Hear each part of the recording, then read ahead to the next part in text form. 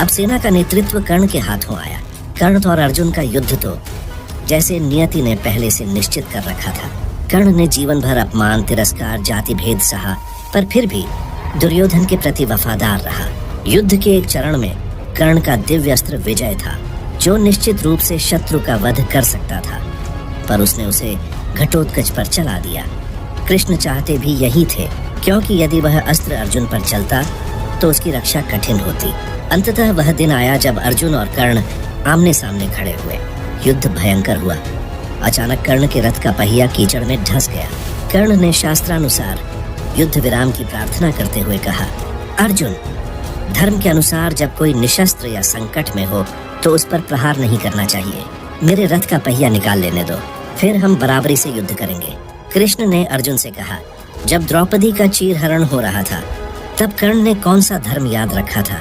जब अभिमन्यु को नियम विहीन होकर चक्रव्यूह में फंसाकर 7 महान योद्धाओं ने मिलकर मारा, तब किसने धर्म देखा? अधर्म के सामने मात्र आदर्शों का सहारा लेकर बैठ जाना भी कभी कभी अपने आप में अधर्म बन जाता है। अब संकोच मत करो। अर्जुन ने कृष्ण के संकेत पर बाण चलाया और कर्ण का वध कर दिया। कर्ण मृत्यु के समय भी दानवीरता और उदारता के प्रतीक रहे। कहते हैं कि मृत्यु शैया पर भी उन्होंने अपना कवच कुंडल दान में दे दिए। अंततः अधिकांश वीर मारे जा चुके थे। अब दुर्योधन ही मुख्य योद्धा के रूप में बचा था।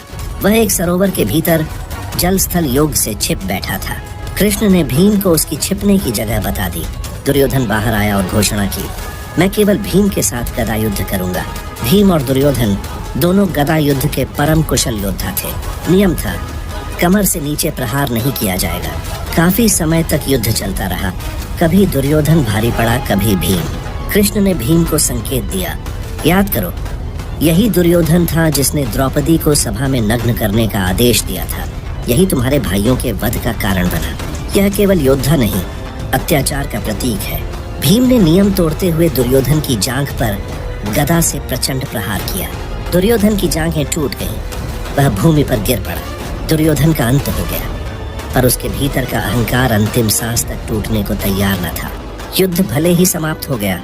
रात्रि में अश्वत्थामा, कृपाचार्य और कृतवर्मा ने पांडव शिविर पर धावा बोला।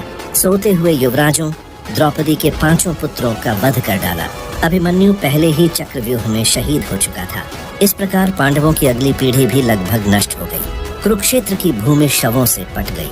पांडव विजयी हुए, परंतु इस विजय में आनंद नहीं, केवल ग्लानि और पीड़ा थी।